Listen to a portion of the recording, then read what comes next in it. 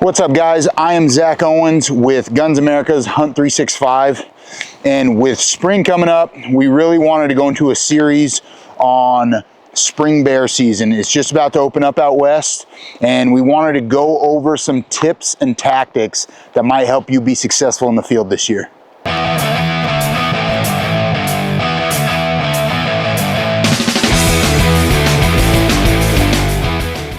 So I've spent the last 17 years hunting bears every spring, whether it was with hound dogs, spot and stock, or baiting.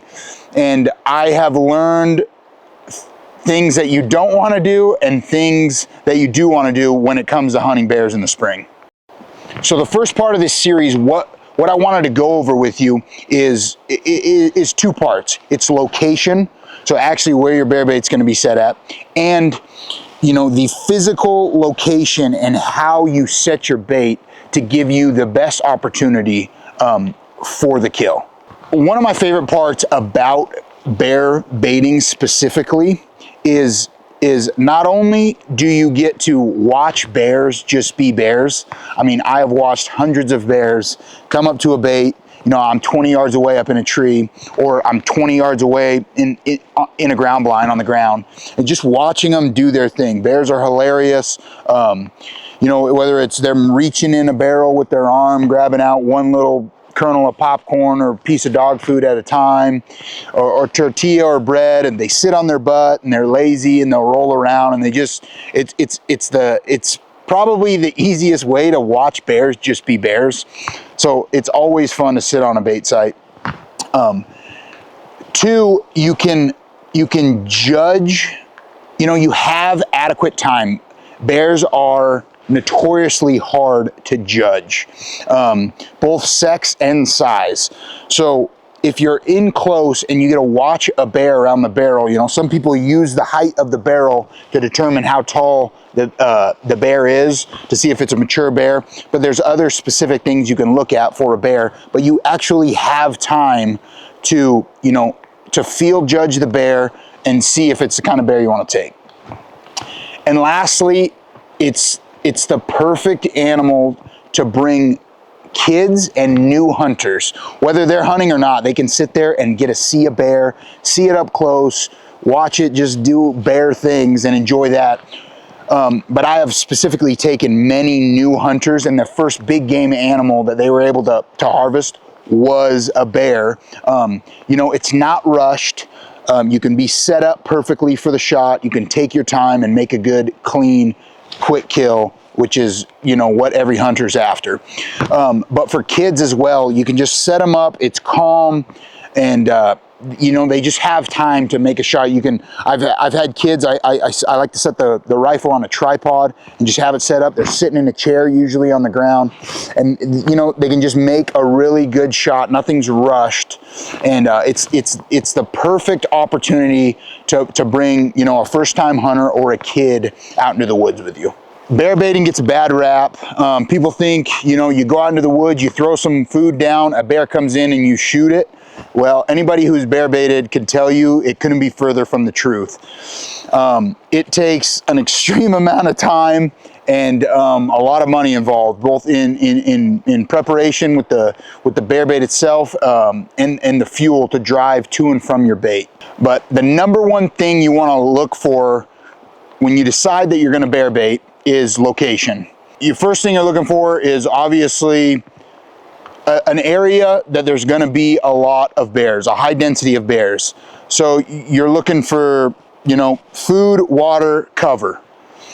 Usually bears really enjoy staying in super thick cover when you're in the forest. They will come out in the spring. They'll feed on shoots of grass, onions, flowers, that sort of thing. But your primary spot that you're looking for is going to be areas with a lot of cover. So when I'm scouting, whether it's in the field or e-scouting for places to set my bait, there's a few things I'm typically looking for. So the first thing you need to decide before you even find your location is how you're going to hunt it, whether it's archery or rifle.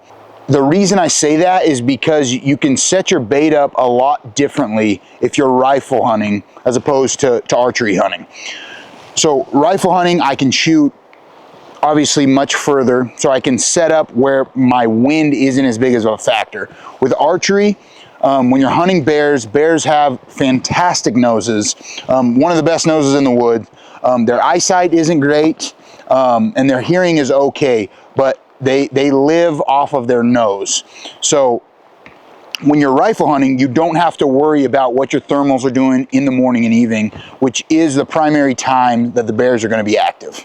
So what I like to look for is, first of all, I really like canyons. There's usually water in the bottom of the creek.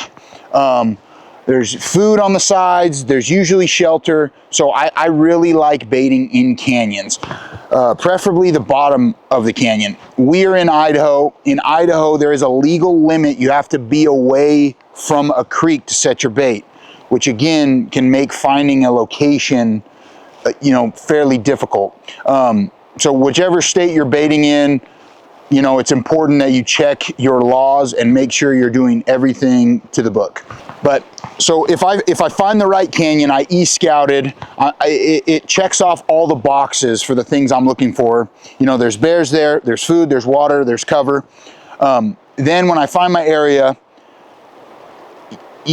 there's certain things you're going to want to look for, right? If you're really close to a road, for instance, you do have the problem of people walking up there. I mean, maybe not necessarily even other hunters, but people out walking their dog that could potentially, leave scent or scare a bear off your bait.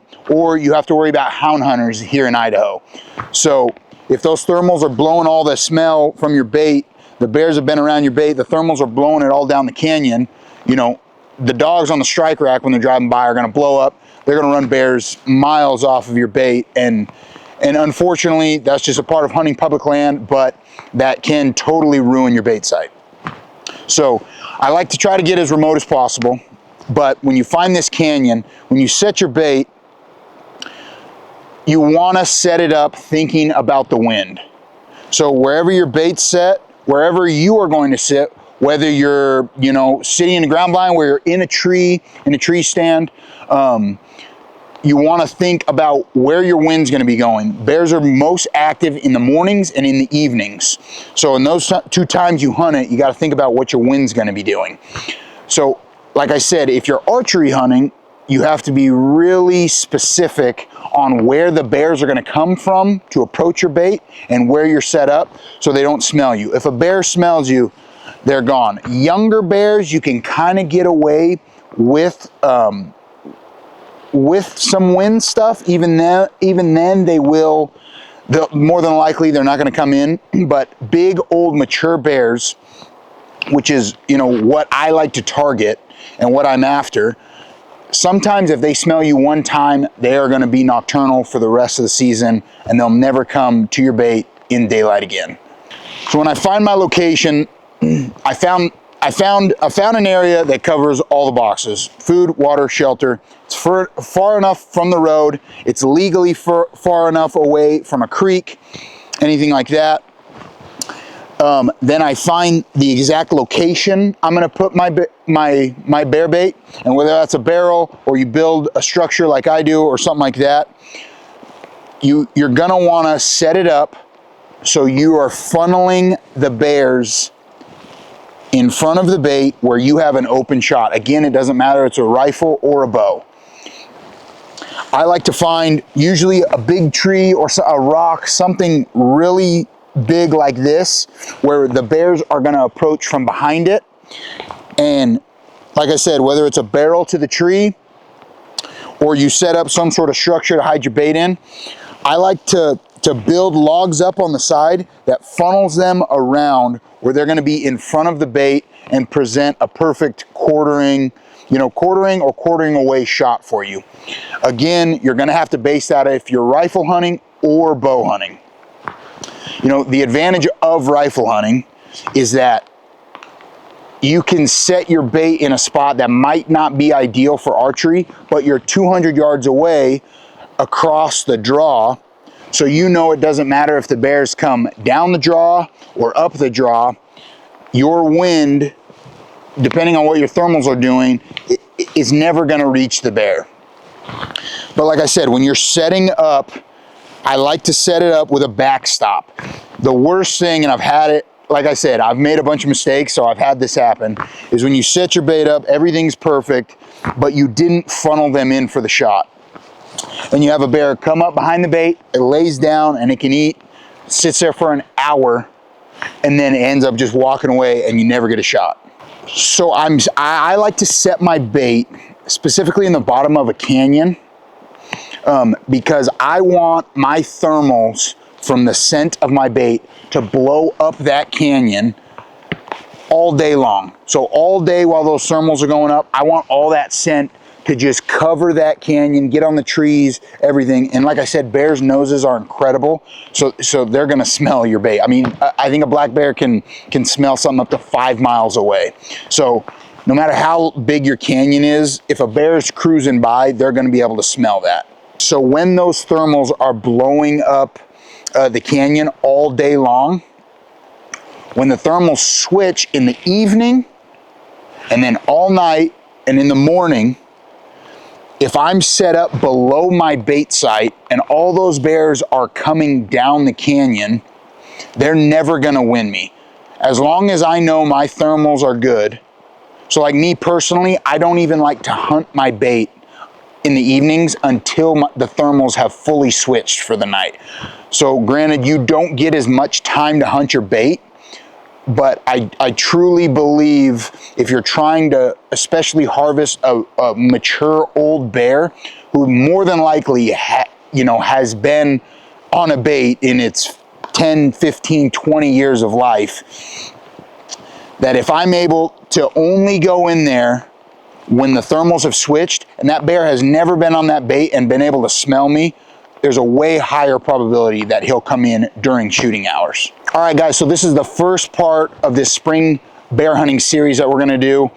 Thanks for watching. Be sure to like, subscribe, share this video if you can, and stick around for part 2.